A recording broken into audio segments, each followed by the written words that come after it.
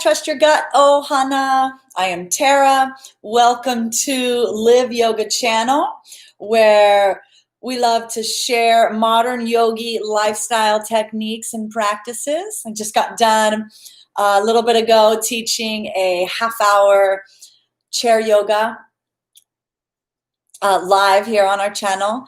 And then also on Tuesdays, we call this Tune In Tuesdays with Tara.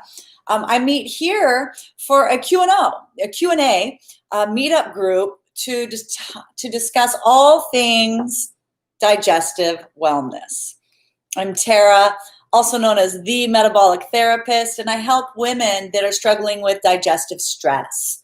So we meet on Tuesdays here. Bring all your questions. You can type them into the chat. That way you can keep your privacy and I can share my wealth of knowledge with you. And this comes from me being a certified functional nutritionist here in Hawaii and beyond, as well as I've had my own, struggles with autoimmunity and health. I grew up with asthma and all sorts of bronchitis issues, and then I developed itchy skin. I took all sorts of experimental birth control and more. So I've learned a few things over the years. So happy to share with you. I now practice a low-carb lifestyle for medical reasons. I went ketogenic back in 2017 because my nervous system was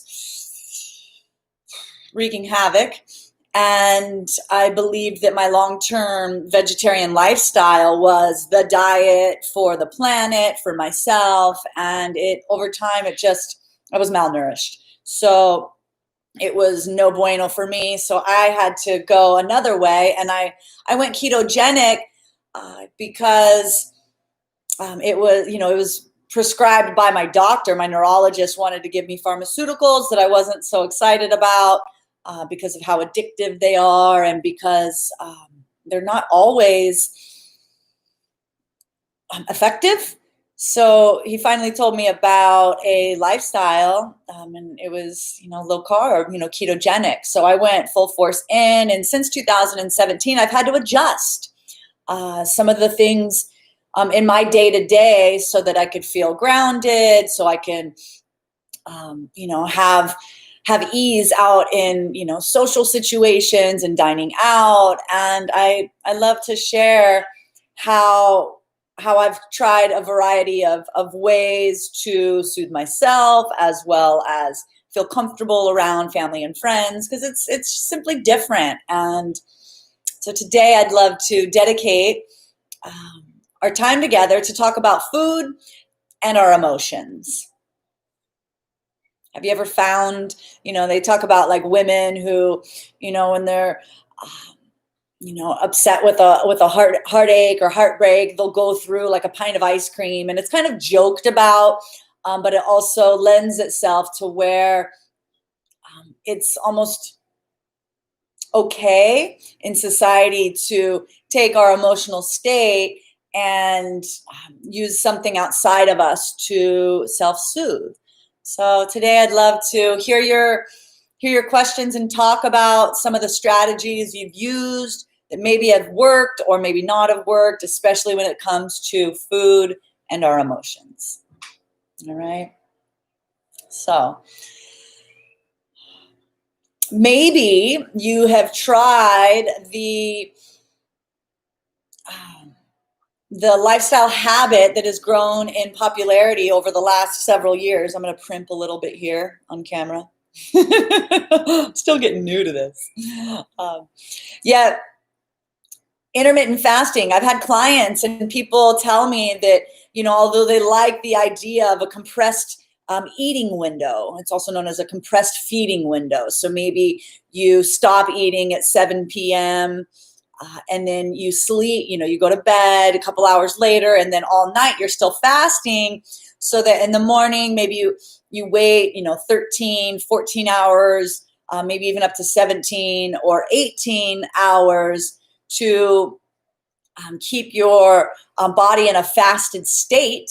And then you have a feeding window. So maybe you eat from 11 to 5 and you get your body's nourishment or calories, and all the macronutrients, the proteins, the fats, and the carbohydrates in during that feeding window, so that you can keep your body in a repair state during that fasted time.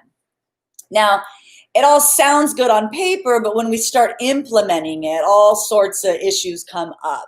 Some of them being like, well, what do I do about my morning coffee? Does that break my fast? If something has small calories and no sugar, can I still drink coffee and that not count during my fasted time? So I'd love to share a technique with you that,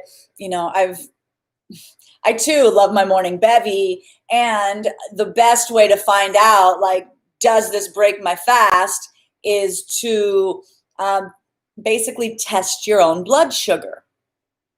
Now, insulin resistance, maybe you've heard of it. This is when we have so much glucose. So, it comes from a high carb lifestyle, which is the modern standard American diet. We just have lots of refined foods, processed foods that are heavy on the soy, the corn, the sugars, all the additives and chemicals. And whole foods, what they are today, weren't what they were 100 years ago because of the soil depletion and more. So what can happen is, over time, the body stops responding to insulin. So it's natural. Insulin is a hormone that gets released by the pancreas to support our breakdown of food, right? So we eat something. Here, I've got this handy. I love these. Here's our digestive tract. This one's my favorite to share with you because it's all stretched out all the way from the tongue to the anus. This is all one system. And so the small intestine is right here, all bunched up as it sits in our torso, but here it is stretched out, so we can see all the spaces, the nooks and crannies that can get create blockages or get stagnant, stuck, depending on our hydration, our inflammation, what's going on inside of each and every one of us. And it's different from person to person. So what happens, though, is each time we put something in our mouth, our entire digestive tract turns on.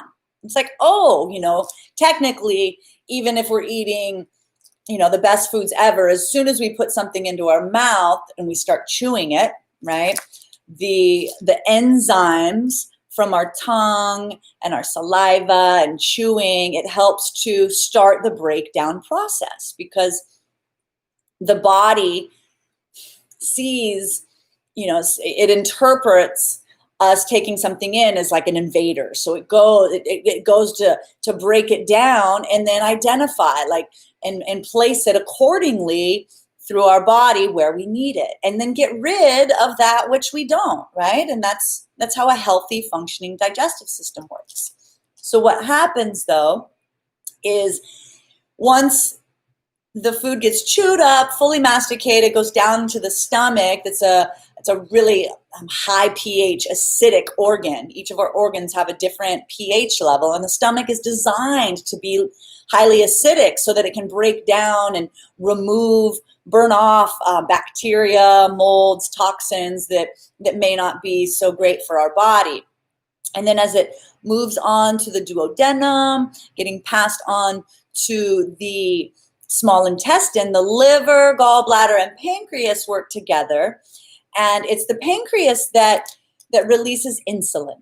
Now, insulin helps to regulate the body's response to the glucose. Now, the glucose is also known as the sugar breakdown. And in a healthy system, the body sorts the fats, the glucose, and the proteins so that it builds our body strong and healthy. Well, what's happening more and more with obesity on the, just continuing, we have so much diabetes, type 1 and type 2. We have ADHD, Alzheimer's, Parkinson's, all these degenerative diseases that scientists and researchers are coming to find very much have a lot to do with what's going on in our gut and our entire digestive system. Empowering, right? So what's happening is when the pancreas puts out insulin, as it's designed to do, with a carb heavy, aka high sugar diet, the pancreas keeps pumping insulin, but it's not enough. It's not enough to break down the high carbohydrate foods. And then so what happens is we become insulin resistant. The body stops responding to the insulin. And then there's chaos happening all along the rest of the system, and then that goes into the bloodstream. So the blood, once the chewed food gets to the small intestine and then the large intestine, this is where the body, we have these awesome mucosa linings that keeps the bad things out and the good things in. Well, what happens is these become thin, permeable from a lot of the toxins in the food, the pesticides sprayed on the food, plus just all the, funkiness in a lot of the processed foods. These become more vulnerable. And then where it's designed to take care and deliver to our bloodstream the best nutrients and vitamins ever, what happens over time with increased insulin resistance is the pancreas, it stops being effective. And then we just get way too much sugar in the bloodstream, which causes these spikes in our blood with blood sugar. It's a long way to get to when we are willing to start measuring our own blood insulin response to what we take in. We can then begin to measure and manage our body's sensations as well as the mental well-being. Because when we, and many of us, have a constant up and down, chasing cravings throughout the day, feeling kind of crazy if we don't have our afternoon cup of coffee or our afternoon sweet treat, or, what's happening is our body's just running on sugar. And it can feel crazy making. And we can feel out of control. We can feel overwhelmed, confused. And this can happen, say we take out all of the refined foods and we're eating the best whole foods ever. And what can happen is there's a tier approach, So when I first went keto back in 2017, just simply switching my fueling source from being a high carb, sugar dependent, even though I was a vegan diet, when I switched over to being fat fueled, I felt, powerful and aware and in control of my of what was happening in my body. It felt super empowering. And then I'd say that about, and it's to each their own, but about 6 months later, I had to take a look at what I was taking in, eating and drinking, and continue to refine, because the body adjusts, inside of this beautiful organism is what my yoga teacher reminds us is our own internal like aquarium, and it's so beautiful with all of the microbes and the bacteria and the all of the systems, the fluids, the plasmas, the blood, the the history of our unique life's experience, based on the medications we've taken, where we grew up, what kind of sicknesses we've had, traumas we've had, etc. So there's value in continuing to pay attention, study, and reflect upon how we feel, especially after we eat. Do we feel like, oh, I've got to go crash on the couch? That was a good meal, but I got to go take a nap.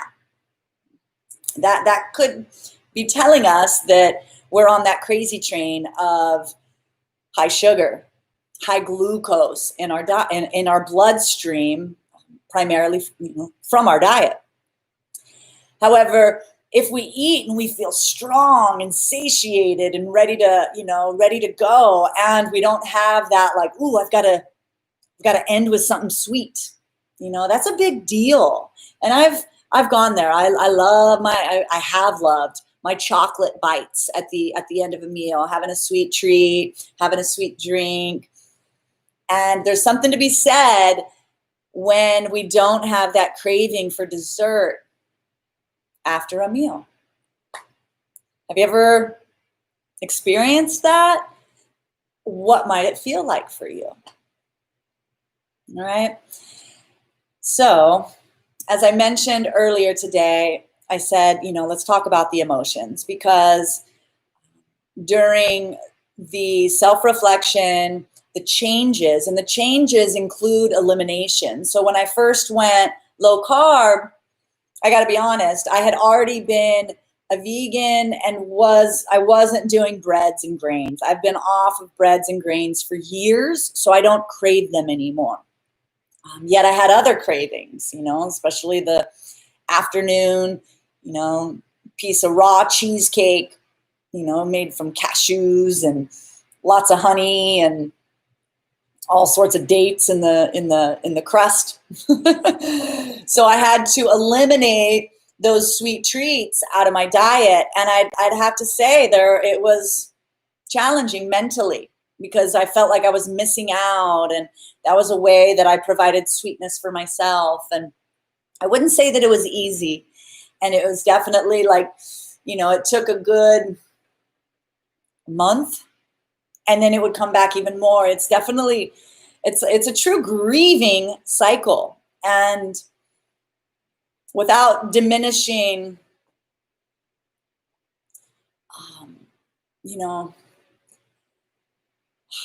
forgive me. Let me say that again, because the grief and the emotions that we have, especially with what we have eaten. Now, know that this hand to mouth action is a self-soothing mechanism. We had this as babies when we were nursing with our mothers. There was soothing that would happen around the mouth, and then as we started to be able to feed ourselves, this becomes a soothing action.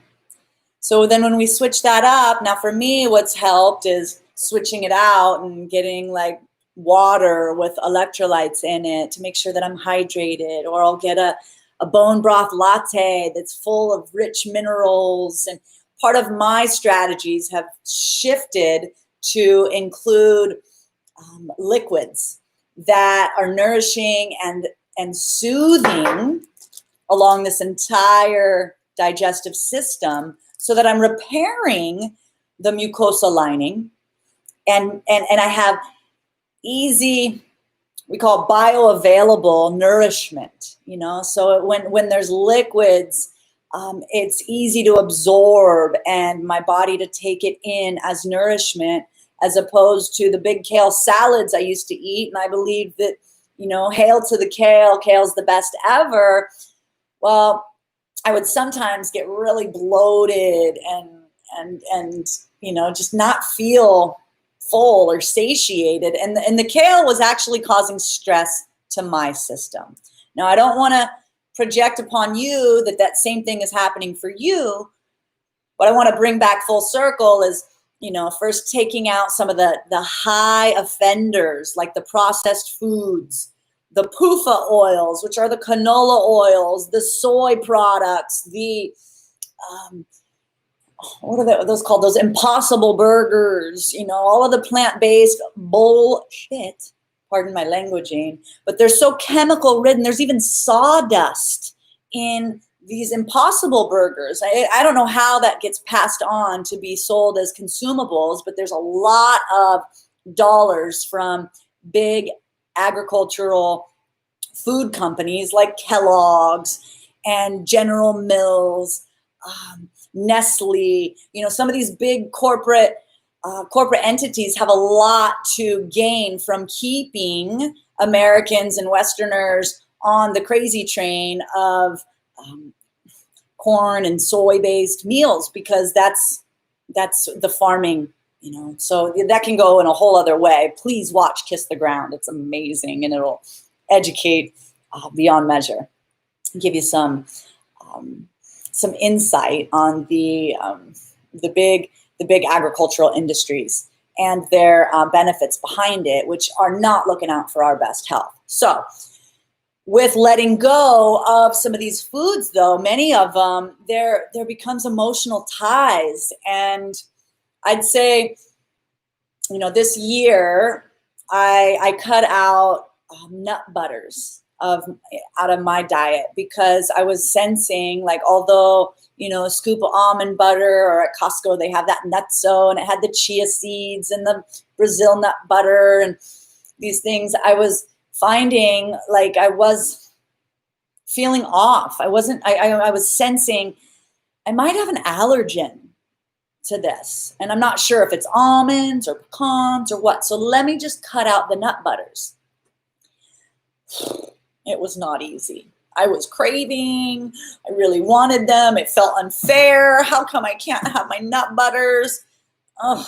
Well, what I had to do was find something that would satiate me, and again, be more bioavailable and easy to digest. Because the truth is, almonds, although everybody, lots of people are led to believe that almond milks and almonds are better than dairy, the almonds are even more sprayed now than they were 10 years ago. Like, all of the pesticides, they're really heavy, as well as mold toxicity during the processing. And then that gets passed on to our beautiful bodies. We've got enough mold toxicity in the buildings of the where we work, or some of our homes, or underneath of the carpet. We've got enough mold to deal with. We don't need it additionally in our foods. So circling back to letting go of some of your most favorite foods. And when I'm working with my clients, it's first things first, getting rid of the nasty oils, as well as the refined grains basically, because there's a lot of stressors to the body. So doing that, though, can feel sad, because what happens when we're out to dinner with others, and it's so easy to reach for the bread, or our favorite pizza, or our mom's special recipe that has pasta in it and such. So first things first, find a replacement. Julian, or they do zucchini noodles instead of grain. There's also sea kelp noodles. I've used that instead for pasta. That's really helpful. And then be present. Be present if you're, noticing that you're, turning to food as a de-stressor. And if you can have the wits about you to take 3 full deep breaths when you're feeling nervous and you're going for that refrigerator door, you're going into your favorite health food store to find your favorite snack and it's considered healthy. I hear that from so many clients. Oh, you're pretty healthy. What does that mean? So it's until we truly eliminate it, because what's happening is the microbes and the bacteria inside of our beautiful system, they've learned to live on these foods. And oftentimes when we're craving, more often than not, when we're craving something, especially if it's a sweet treat, it's our microbes in our guts signaling our brain, feed me, feed me, feed me. And I'm used to sugar. I run on sugar. So I'm going to turn on that craving for something sweet. And it could be the breads and the pastas and such too, because those are high in carbohydrates. So first things first, find something else. And then next, see if you can tap in and identify, like, is this something that I'm truly needing, or is this a stress response? And one thing I'd love to share with you today, because I love all things building our emotional intelligence. And when we can build our emotional intelligence through compassion of ourselves and others, we're going to bring that vibration of love more so in and around us. And the state of the world, we need more today. So first things, we start with ourselves and we check in. And when we can take 2 or 3 full deep breaths and reconnect to ourselves and ask ourselves, all right, what am I feeling? What am I needing? Just giving ourselves permission. I'm feeling, for instance, overwhelmed with work because of this person, that person, these relationships in my life. I feel stressed and overwhelmed and confused, and I just want to forget about it. Well, that kind of ice cream may have worked to some degree, but really, how might you feel after that pint of ice cream or that pizza pop? Do you feel better? Or does it lend you to just go crash on the couch, and when you wake up, you're right back to where you were, feeling overwhelmed, confused, and stressed? So as we identify our feelings and are honest with ourselves, how might we connect that to, okay, what am I really needing? What am I really wanting? Okay, I'm feeling overwhelmed, stressed, and confused, and I'm needing clarity, connection, and ease. Maybe that lands for you. Maybe some other words are more real for you. But then when I take the time to identify that, I'm needing clarity. I'm really wanting connection. Let me go get a drink of water. First things first, I'm probably needing a drink of water, right? And then how about, have I taken a break?